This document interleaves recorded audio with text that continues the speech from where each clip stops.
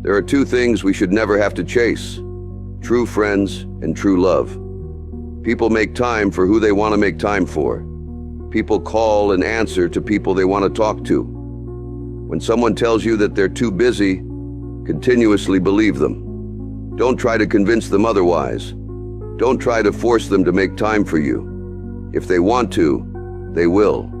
It hurts, but you can't force someone to have feelings for you. Remember, energy rests upon love and comes as it will. There's no forcing it. You shouldn't have to beg someone to love you. You shouldn't have to beg someone to care. You shouldn't have to beg someone to try.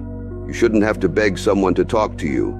And you shouldn't have to beg someone to put you first. If they wanted to, they would. Don't let people become a priority in your life. Know your worth, because someday they will realize something special was in front of them.